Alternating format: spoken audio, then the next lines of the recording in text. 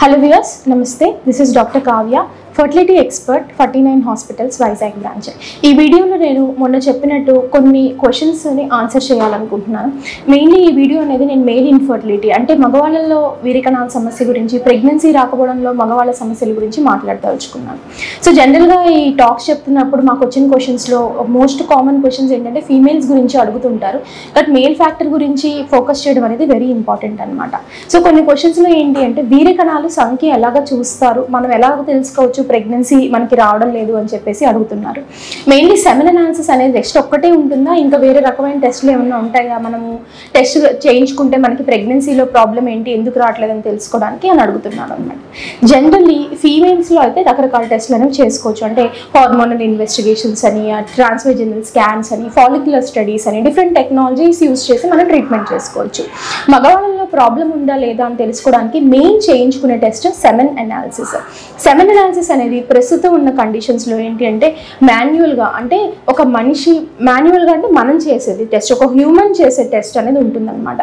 లేదు అంటే కాసా అంటే కంప్యూటర్ అసిస్టెడ్ సెమెన్ అనాలిసిస్ అనేది వివిధ ల్యాబొరేటరీస్లో బయట జరుగుతూ ఉంటుందన్నమాట.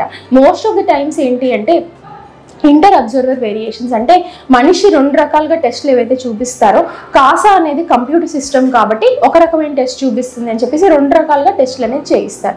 దీంట్లో ఏది బెటర్, మాన్యువల్ అనాలిసిస్ బెటరా, కంప్యూటర్ అసిస్టెడ్ అనాలిసిస్ బెటరా అంటే రెండిట్లో ఏది బెటర్ అని అడుగుతూ ఉంటారు అనమాట. సో జనరల్లీ ఏంటి అంటే గైడ్ లైన్స్ ప్రకారం WHO అనేది ఒక world health organization guideline ప్రకారం మాన్యువల్గా చేసిన వీరికణాల టెస్ట్లోనే ఎక్కువ శాతం వరకు మనకి ఇంపార్టెన్స్ అనేది ఉంటుందన్నమాట. కంప్యూటర్ అసిస్టెడ్ సెమెన్ అనాలిసిస్ కన్నా మాన్యువల్గా చేసుకున్న సెమెన్ అనాలిసిస్ అయితే better. Presently because like artificial intelligence technology అనేది ఏ రకంగా అయితే వచ్చిందో, ఈవెన్ ఈ సెమెన్ అనాలిసిస్ పారామీటర్స్లో ఆర్టిఫిషియల్ ఇంటెలిజెన్స్ టెక్నాలజీ ద్వారా కూడా మనం సెమెన్ అనాలిసిస్ అనేది చేసుకోవచ్చు. దాన్ని AIOM అంటారు.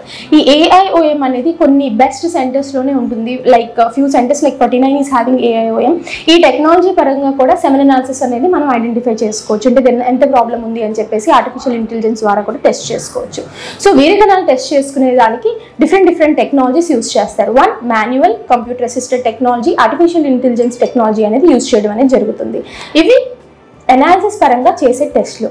అనాలిసిస్లో ఏంటి అంటే మనము పేషెంట్ పరంగా ఏంటి అంటే మనం చెప్పేది వీరికణాల సంఖ్య తక్కువ ఉందా, వీరికణాల కదలికలు తక్కువ ఉన్నాయా, వీరికణాల మార్ఫలాజికల్ ఫ్యాక్టర్స్ అంటే నార్మల్ స్పర్మ్స్ ఉన్నాయా లేదా అని మాత్రమే మనం ఈ టెస్ట్లో అనేది ముఖ్యంగా చేసుకునడం అనేది జరుగుతుంది అనమాట.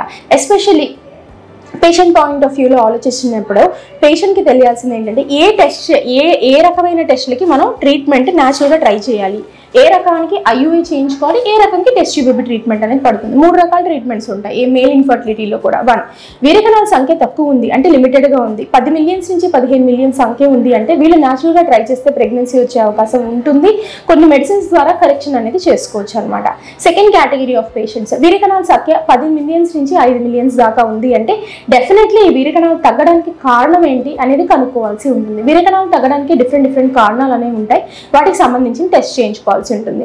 ఒకవేళ వీరికణాల సంఖ్య 5 మిలియన్స్ కన్నా తక్కువ ఉంది అంటే ఈ పర్టికులర్ పేషెంట్ న్యాచురల్గా కానీ IUI కానీ ట్రై చేస్తే సక్సెస్ రేట్ అనేది సిమిలర్గా ఉంటుంది.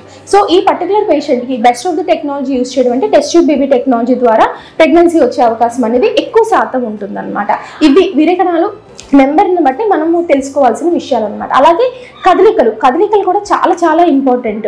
అంటే మనకి నెంబర్ ఉంటే సరిపోదు, కదలికలు లేని వీరికణం అంటే మొటిలిటీ అంటారు దాన్ని, ఒక 10% కన్నా తక్కువ ఉంది అంటే వీళ్ళకి IUI న్యాచురల్ ప్రెగ్నెన్సీ రెండు ఒకటే ఛాన్సెస్ ఉంటాయి ప్రెగ్నెన్సీ రావడానికి. ఈ పర్టికులర్ పేషెంట్ కూడా వేరే టెక్నాలజీ యూజ్ చేసి ప్రెగ్నెన్సీ కోసం చూసుకోవాల్సి ఉంటుంది అనమాట. జనరల్లీ ఏంటి అంటే ఫీమేల్ ఫ్యాక్టర్స్ని పట్టించుకున్నట్టు మేల్ ఫ్యాక్టర్ అనేది ఎవరు పెద్ద పట్టించుకోరు. అంటే మందులు వాడుతూనే ఉంటారు, పెరుగుతుంది అని చెప్పేసి ట్రై చేస్తూ ఉంటారు అనమాట. వీరికణం అనేది లైఫ్ సైకిల్ ఉంటుంది. ఒక లైఫ్ సైకిల్ ప్రకారం సుమారుగా 80 రోజుల నుంచి 90 రోజుల మధ్యలో వీరికణం అనేది మన బాడీలో ఫార్మ్ అవుతుంది.